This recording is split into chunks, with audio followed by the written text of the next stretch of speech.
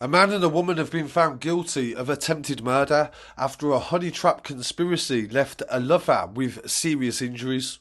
Shannon Rule was dating two men, and one of the men became aware that she was having an affair, and he told her to lure the other lover to a destination where he could shoot him dead. The male victim was aged in his 20s and he was shot multiple times by Daniel Gaudin when himself and Shannon travelled by train from Waltham Forest to Merton to carry out the horrific daylight attack that was in front of a lot of witnesses. The court heard that Rule was in a relationship with the victim and also Gaudin, and the two men didn't know each other. When they became aware of each other, Gaudin sent a number of threatening texts to the victim. Matters escalated and Gaudin told Shannon to lure the man to a meeting near his home in Morden, where he would then shoot him. The victim, being naive, agreed and met Shannon, believing that he was going to discuss the relationship.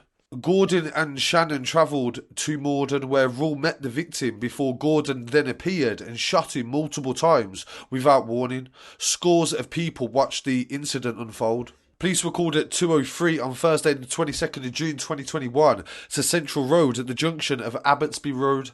They found the victim and he was taken to hospital. The injuries he sustained were life-threatening and he requires ongoing treatment every single day. A crime scene was established and inquiries went on to try to locate the suspects who were responsible for the attack. Gaudin and Shannon fled the scene, but the route they took meant that they went backwards on themselves and returned back to the scene, where stationed firearms officers saw them and arrested them. So it seems like quite a ridiculous thing to do. They tried to flee the scene, but they went basically round in a circle, returned back to the scene, and were then arrested. Shannon denied knowing that Gaudin had a gun, so automatically as soon as she got into interview, she turned on the man that she had conspired to commit murder with within seconds. So she'd already betrayed the other man that she was with, and now she betrayed this guy as well. So that's two men that she's betrayed in a matter of one day. She said she didn't know that he was intending to shoot the victim, but the police unravelled her silly lies by going through her text messages, and she'd sent warnings to the victim to tell him that Gaudin had a gun and he was going to shoot him. Detectives worked to collect CCTV, witness statements and forensic evidence that placed them both at the scene. Gaudin was left with no choice but to have pled guilty.